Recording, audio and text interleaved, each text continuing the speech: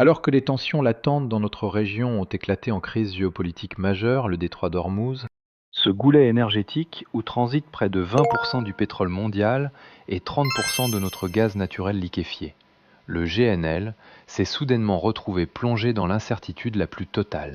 Au cœur de cette onde de choc, Dubaï, notre vitrine de luxe et notre hub de transit mondial irremplaçable, est soudain devenu la cible de tous les doutes. Quand nous parlons d'un effondrement de Dubaï, ne pensez pas à la destruction de nos gratte-ciel ou à la fin de nos complexes hôteliers ultra luxueux. C'est la rupture de notre modèle économique fondé sur la stabilité logistique, là où des milliers de vols et 14 millions de conteneurs transitent chaque jour par notre port de Djebel Ali. Quand nos flux énergétiques se bloquent, la confiance. Cet actif immatériel qui nous aidait à attirer plus de 100 milliards de dollars d'investissement direct chaque année commence à fondre comme neige au soleil. Ensemble, analysons comment ce choc de Dubaï se propage à travers nos réseaux énergétiques, financiers et logistiques. Dévoilons la réalité brutale à laquelle font face nos 6 pays voisins les plus durement touchés. Regardez comment des géants multinationaux installés chez nous, comme General Electric ou Goldman Sachs, dont vous possédez peut-être des actions, déplacent discrètement leurs pions. La politique de l'Arabie Saoudite concernant les sièges régionaux n'est pas une simple invitation pour nos partenaires, c'est un ultimatum. Pour obtenir une part de l'ambitieux projet Vision 2030, vous devez installer votre siège à Riyad. Mais Riyad peut-elle vraiment remplacer notre Dubaï ? Chez nous, vous pouvez boire un verre sur la plage et boucler un contrat à plusieurs millions le même après-midi. Riyad, en revanche, ressemble plutôt à un immense bureau gouvernemental où les priorités publiques et la conformité stricte dictent nos règles du jeu. Actuellement, beaucoup d'entreprises adoptent une double stratégie maintenant des locaux à Dubaï pour préserver leur cadre de vie, tout en installant leur cœur opérationnel chez nous à Riyad pour satisfaire le gouvernement. Est-ce un choix stratégique judicieux ou simplement une réaction face à l'instabilité de notre environnement mondial ? Cette pression provoque une frénésie immobilière dans notre district financier du roi Abdallah. Les bureaux de standing y sont devenus introuvables, faisant exploser nos loyers. Et pensez à nos cadres étrangers habitués aux standards de service de classe mondiale dans nos complexes hôteliers de Dubaï. S'installer à Riyad n'est pas un simple déménagement, c'est un véritable choc culturel pour nos nouveaux employés. En plus de cela, nos politiques de saoudisation bousculent nos départements de ressources humaines, nous obligeant à respecter des quotas locaux qui posent parfois question quant à notre efficacité opérationnelle. Dans nos comités, nous parlons de sécurité énergétique comme d'un acquis, mais regardez la réalité de notre province orientale. Presque tout notre système de production et de traitement d'hydrocarbures y est concentré, ce qui constitue une faille de sécurité majeure et extrêmement dangereuse. Si nos installations sont touchées, le prix de l'essence à votre station ExxonMobil flambera immédiatement. La guerre moderne ne se fait plus avec des chars d'assaut. Elle se joue avec des drones bon marché mais redoutables, visant nos stations de pompage comme Kouret ou Manifa. Vous imaginez cela ? Un simple appareil à quelques milliers de dollars peut paralyser notre production énergétique, et ce n'est que la partie visible du problème. La menace informatique sur nos systèmes de contrôle SCADA est notre pire cauchemar. Quelques lignes de code malveillants pourraient paralyser tout notre réseau de traitement d'énergie. Nos ingénieurs cherchent à diversifier nos voies d'exportation, mais face aux tensions croissantes avec l'Iran, nos barrières défensives seront-elles vraiment suffisantes ? Gérer nos projets nucléaires civils, tout en évitant la prolifération dans la région, s'apparente à marcher sur un fil sans filet de sécurité. Notre quotidien est bien plus fragile que vous ne le pensez. Laissez-moi vous expliquer. Presque 100% du pétrole brut koweïtien et la majeure partie du gaz naturel liquéfié que nos voisins du Qatar fournissent au monde doivent franchir le détroit d'Ormuz. Impossible de charger notre gaz liquéfié dans des camions Ford ou GM pour traverser l'Asie. Nos usines de liquéfaction et nos méthaniers forment un système ultra complexe mais extrêmement vulnérable. Lors du blocus de notre détroit en mars 2026, ces deux nations partenaires se sont retrouvées totalement isolées. Ironie du sort, alors que le brut dépassait les $120 le baril, un tarif idéal pour nos producteurs, nous n'avons pas pu en toucher un seul dollar. Nos équipes étaient comme des agriculteurs au silo plein, bloqués sans pouvoir vendre leurs récoltes, car l'unique pont s'était effondré. Nos recettes publiques, l'oxygène même qui fait fonctionner tout notre appareil étatique, sont soudainement tombées à zéro. Et le cauchemar a continué. L'attaque contre notre complexe de Ras Laffan au Qatar, le 18 mars 2026, a été un coup de massue terrible. Perdre 17% de notre capacité de production de gaz n'était pas qu'une perte financière, c'était la destruction d'infrastructures nécessitant 3 à 5 ans de travaux. Mettez-vous à la place de notre direction chez Qatar Energy, devant nos cuves de stockage pleines à craquer, impossibles à exporter. Brider trop brutalement nos puits risque d'endommager gravement l'ensemble de notre réseau technique. C'est une impasse absolue. Surtout quand plus de 80% de notre alimentation dépend d'importations maritimes, voir le prix de nos produits de base grimper de 40 à 120% n'est pas qu'une simple statistique. C'est une réalité qui menace directement notre paix sociale, alors que nos gouvernements du Golfe se targuent toujours de leur puissance financière. Cette crise a mis à nu la fragilité de notre modèle économique totalement dépendant du calme d'une seule et unique route maritime. Nos tentatives d'échange d'énergie au sein du Conseil de coopération ressemblent à du bricolage sur un pneu crevé. Cela permet d'avancer un peu, mais notre véhicule n'est plus du tout sûr pour le voyage. Aux Nations Unies, nos diplomates qataris tentent d'obtenir du soutien en nous présentant comme les victimes d'une instabilité mondiale. But do you really believe votes can reopen the Strait of Hormuz? La plus grande leçon que nous payons aujourd'hui au Koweït et au Qatar, c'est le danger d'être tributaire d'une seule route maritime. Vous êtes-vous déjà demandé comment des tensions géopolitiques à des milliers de kilomètres viennent gâcher en silence les repas de nos familles, au Kerala ou au Pendjab? C'est facile d'ignorer ces crises lointaines comme de simples titres d'actualité. Mais pour nous, travailleurs indiens, les secousses qui frappent Dubaï ne sont pas de simples infos. C'est un coup direct et violent à l'estomac de notre économie. Parlons de chiffres, car ils ne mentent jamais. Chaque année, nous renvoyons au pays 125 milliards de dollars, faisant de l'Inde le champion mondial des transferts d'argent. Une immense partie, entre 15 et 20 milliards de dollars, sort directement de nos poches d'expatriés aux Émirats. Pour nos proches restés là-bas, ce n'est pas un bonus, c'est leur survie même. C'est l'école de nos enfants, le capital de notre petite boutique, le toit sur la tête de nos parents. Mais regardez notre réalité sur le terrain. L'immobilier qui fait vivre notre secteur et pèse de 15 à 20% du PIB de Dubaï est complètement gelé. Quand ces tours de verre cessent de grimper nos emplois, de bâtisseurs s'envolent instantanément. Imaginez un peu le désastre pour nous.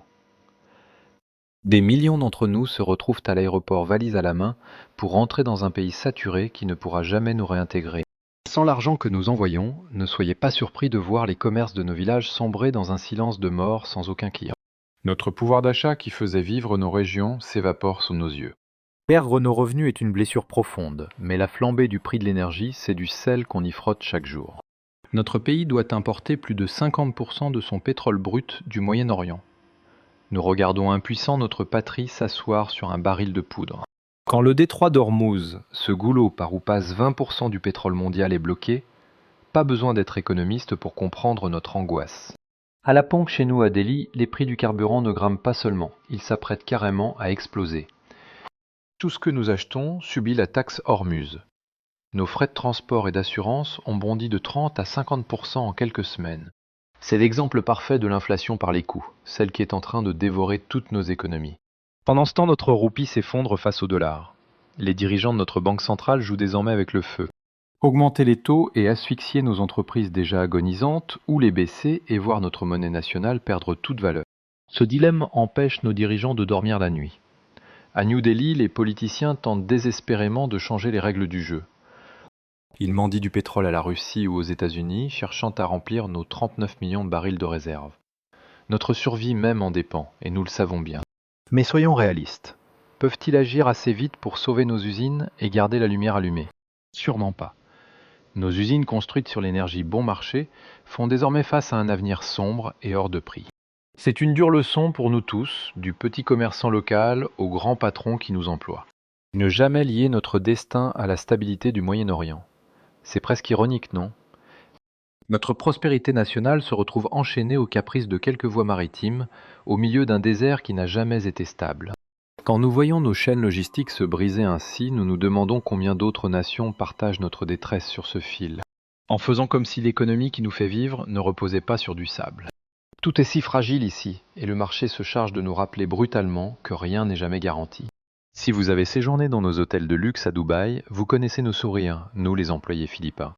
Les Émirats sont une seconde maison pour plus de 650 000 d'entre nous. Pour nous, Dubaï n'est pas qu'un simple bureau. C'est de là que nous envoyons de quoi loger, éduquer et nourrir nos familles au pays. Notre économie nationale dépend entièrement de nos sacrifices. Notre sueur représente près de 10% du PIB philippin. En 2025, nous avons envoyé plus de 35 milliards de dollars. Une immense partie venait de notre travail aux Émirats, où nous parvenons à envoyer plus de 3 milliards de dollars chaque année pour soutenir nos proches. Dès que le tourisme s'essouffle à Dubaï, nous, les employés philippins, sommes les premiers sacrifiés. Quand nos hôtels ferment ou réduisent la voilure, nos emplois disparaissent du jour au lendemain. C'est comme si des millions de travailleurs perdaient leur emploi d'un coup, sans aucun filet de sécurité. C'est la terrible crise à laquelle nos agences d'aide comme l'OWWA doivent faire face aujourd'hui. Début 2026, des milliers d'entre nous ont supplié l'État de nous rapatrier, dont plus de 4000 venant des Émirats. Être licencié du jour au lendemain sans toucher nos derniers salaires n'est pas qu'un problème financier, c'est une bombe sociale. Imaginez-nous qui faisions vivre toute notre famille, rentrer au pays les mains totalement vides. Le pouvoir d'achat de nos familles au pays s'effondre. Sans nos virements mensuels, plus personne ne consomme dans nos quartiers. Avec tous ces retours forcés et la crise mondiale, le chômage chez nous est sur le point d'exploser. Notre gouvernement cherche d'autres pays d'accueil comme le Japon, mais comment transformer du jour au lendemain un employé d'hôtel en technicien hautement qualifié? C'est une équation impossible, et c'est notre vie qui est en jeu. Pour nous, sur le terrain, les Philippines doivent urgemment revoir leur stratégie. Lier le destin de nos pays à la prospérité d'une seule ville, comme Dubaï bâtie sur le sable et le luxe, s'avère être le pari le plus risqué de notre carrière. Nos collègues philippins apprennent une leçon que nous devrions tous méditer. Quand on confie les clés de notre économie à d'autres, capables de fermer les frontières ou de déclarer la guerre à tout moment. Le risque pour nos entreprises n'est plus une possibilité, c'est une certitude. Avez-vous remarqué dans nos lignes de production que l'indépendance économique reste le vrai luxe?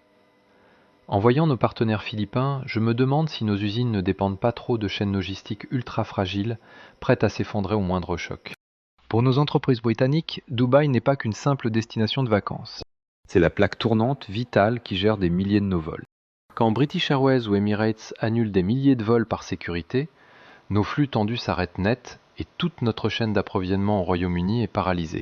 Imaginez nos cargaisons de composants haut de gamme, le cœur de nos usines britanniques bloquées au port de Jebel Ali, qui traitent plus de 14 millions de conteneurs par an. Pour nous, ce ne sont pas de simples chiffres sur un écran. C'est la rupture de stock dans nos supermarchés à Londres, alors que nos coûts de fret aérien et maritime ont bondi de 40 à 60% depuis mars 2026. Et qui paie pour nos complications logistiques sinon, vous, les consommateurs déjà écrasés par une inflation alimentaire qui n'en finit pas? Pendant ce temps, nos dirigeants font face à un cauchemar qu'ils pensaient maîtriser. Protéger plus de 100 000 de nos concitoyens qui vivent et travaillent aux Émirats. Lancer l'évacuation de nos ressortissants alors que l'espace aérien est fermé. Ce n'est pas un film. C'est notre réalité. C'est une question de survie diplomatique et les coûts se chiffrent déjà en centaines de millions de livres. Regardez nos bureaux au centre financier de Dubaï, le DIFC, où nous gérons des centaines de milliards de dollars d'actifs. Là-bas, quand les règles changent à chaque tir de missile, nos droits de propriété et notre liberté de mouvement s'évaporent en un instant. La confiance de nos investisseurs cède la place à l'angoisse. Nos équipes réalisent maintenant qu'elles ont parié sur une région où la stabilité elle-même est un concept très fragile. Cette perte de confiance frappe nos bureaux de la City à Londres. Les capitaux du Golfe, qui soutenaient nos marchés financiers et immobiliers, sont en train de se tarir. Chez nous, à la Lloyds de Londres, on se prépare à verser des indemnités d'une ampleur inédite. Elles sont liées aux attaques contre nos navires et au blocage de nos chaînes d'approvisionnement dans le Golfe. Nos pertes estimées se chiffrent déjà en milliards de dollars. Il est temps que nous nous demandions s'il était bien raisonnable de confier tout notre système logistique à une zone aussi instable. De notre côté, nous courons après de nouveaux accords commerciaux pour tenter de combler le vide immense laissé par le Golfe. C'est l'ironie absolue pour nous qui dominions le commerce mondial. Nous voilà piégés sur la défensive à cause d'un goulot d'étranglement maritime à l'autre bout de la Terre. Vous êtes-vous déjà demandé ce qui se passerait si l'économie entière de notre pays dépendait d'un seul robinet d'eau et que quelqu'un venait de le verrouiller de l'extérieur? Pour nous, ici en Irak, ce n'est plus une théorie, c'est notre réalité quotidienne. Près de 93% de notre pétrole brut qui fait tourner nos usines et nos bureaux doit transiter par Hormuz. Pour nos équipes, il n'y a pas d'autre choix. Pendant que nos voisins rêvent d'oléoducs offshore pour éviter les risques, nos opérations ici n'ont aucune alternative. Dévier nos exportations de brut par la Turquie ou la Jordanie est une belle théorie, mais nos chantiers manquent de milliards d'investissements et nos dirigeants d'accord. Deux choses plus rares chez nous que l'eau potable. Le gaz et le pétrole que nous produisons représentent plus de 90% de nos recettes publiques et 99% de nos exportations. Imaginez l'un de nos employés perdant son emploi. ses cartes bloquées, son frigo vide. C'est exactement ce que nous vivons ici au bureau. Quand notre brut ne part plus les caisses qui paient nos salaires de fonctionnaires et nos subventions alimentaires tombent brusquement à zéro. Nos réserves de devises se vident à toute vitesse tandis que le dinar s'effondre au marché noir, faisant flamber les prix de tout ce que nous importons. Croyez-vous que nos chantiers de reconstruction vont continuer? Ils sont devenus des terrains vagues, détruisant la confiance de nos partenaires étrangers. Pour nos équipes, ce désastre dépasse largement le cadre des rapports financiers. Sans devises pour régler nos contrats d'importation, le manque de nourriture et de médicaments vire au cauchemar pour nos familles. Pensez-y. Chez nous, où les tensions politiques couvent depuis toujours, cette pauvreté soudaine est l'étincelle qui va tout faire sauter. Nos bureaux à Bagdad sont sous pression. Sans budget pour payer nos forces de l'ordre, maintenir la sécurité devient quasi impossible. Est-ce le début d'une nouvelle vague de manifestations ou l'effondrement total de notre système politique? Même nos dirigeants n'osent plus répondre à cette question.